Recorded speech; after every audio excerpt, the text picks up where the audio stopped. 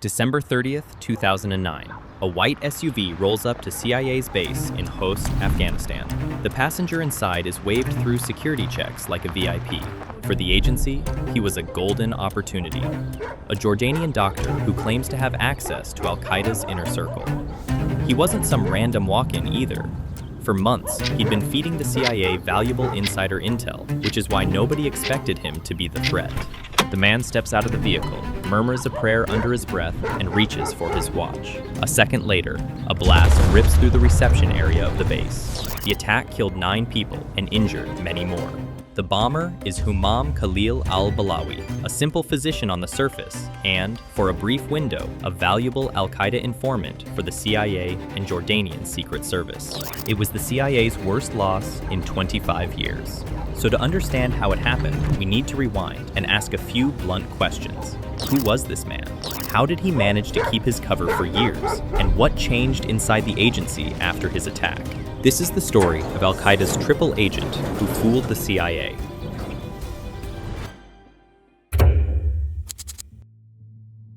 On paper, al-Balawi did not look threatening at all. He was born on December 25, 1977 in Kuwait, and raised in a big family with 9 siblings. His family left Kuwait for Jordan after Iraq's 1990 invasion. In Jordan, he graduated high school with honors and traveled to Turkey, where he studied medicine in the University of Istanbul.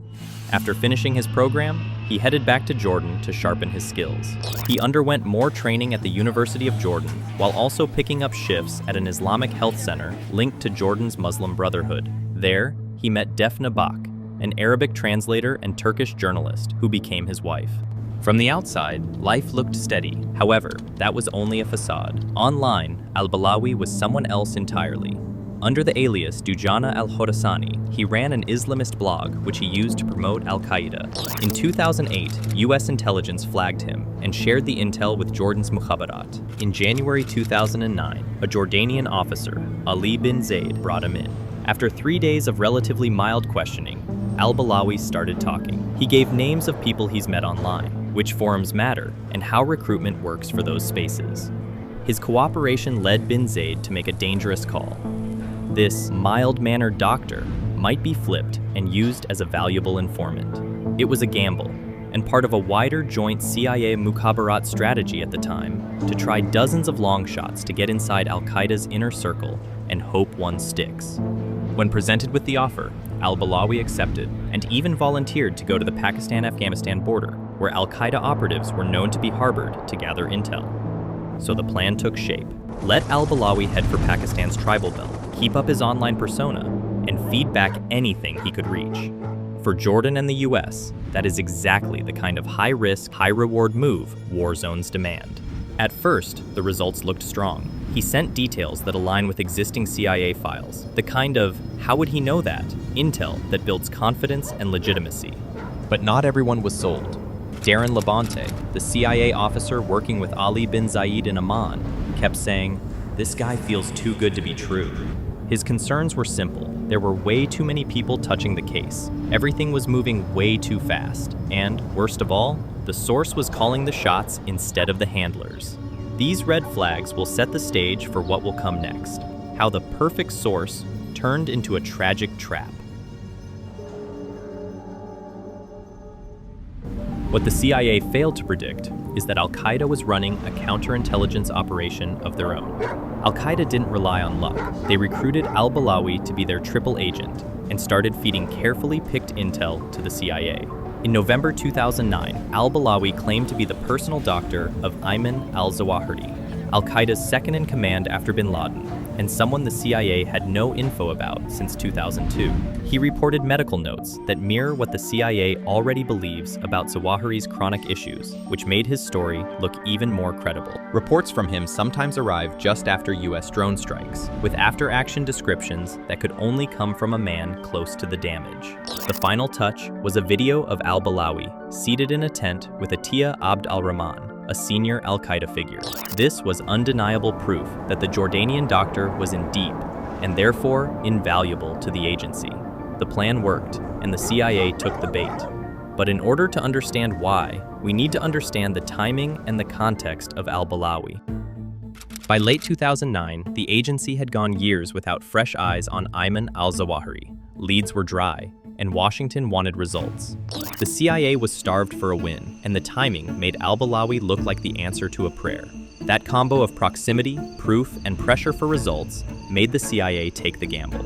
There was also the partner pressure. The case started in Jordan's Mukhabarat, not a slow, clean CIA recruitment. That matters. When a trusted ally vouches for a source, you inherit some of their confidence and some of their blind spots. The CIA leaned on that trust and did not run the full, slow counterintelligence grind they normally would. The CIA was also busy with wars in Iraq and Afghanistan. In that wartime tempo, perfect process is not a priority. Getting results fast mattered more. Agents were more focused on getting things done. This wartime urgency caused many red flags to be ignored in al-Balawi's profile. He told handlers he opposed violence, and that his fiery pro-jihad posts were just a hobby. But he'd previously tried to join Abu Musab al-Zarqawi's insurgency in Iraq.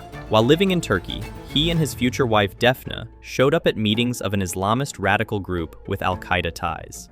None of that proves someone is a bomber on its own, but put together, it painted a picture very different from the mild-mannered doctor the CIA wanted to see. Exactly the kind of profiling miss that led to the deadliest attack on the CIA in 25 years. December 30, 2009. Late afternoon at Forward Operating Base Chapman, Khost, Afghanistan. A white SUV rolls up to the gate with Humam Khalil al-Balawi in the back. This is supposed to be the breakthrough meet. Validate the source in person, hand him a specialized kit, and send him back out to collect even better intel. Because he's seen as a golden asset, and because the team fears Taliban spotters might spot him outside, guards wave the vehicle through not one, not two, but 3 layers of security without a full search. Word gets around that it is his birthday.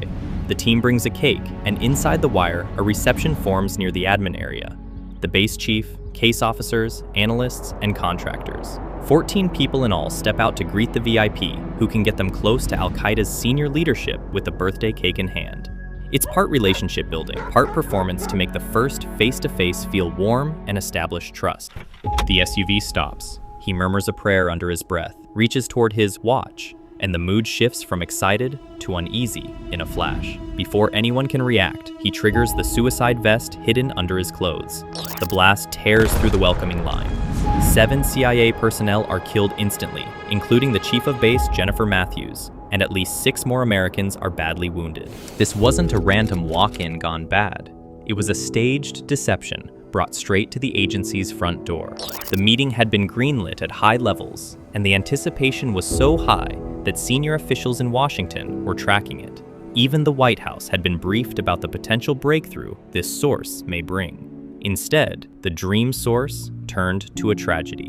In the days after, Al-Qaeda media channels pushed out videos of al-Balawi pledging to kill CIA and Jordanian intelligence officers. We will get you, CIA team. Inshallah, will you get you down? This could come to you through unexpected way, inshallah. The message is blunt. This was payback, and proof that Al-Qaeda could run a counter-op, fool Western services, and attack inside their own base. In the weeks after Khost, grief turned into homework. CIA Director Leon Panetta ordered deep dives into everything that led a bomber 3 security checks deep into a CIA base. Publicly, the agency doesn't single out a scapegoat or claim that one office owned al-Balawi's recruitment. Officially, Jordan found him, the CIA joined the play, and the call to meet was shared. Inside the building, Khost became shorthand for optimism bias, wanting a thing to be true so badly that safety takes a back seat. Work with partners changed a bit too. But after Khost, even close allies' sources went through a tougher CIA counterintelligence review.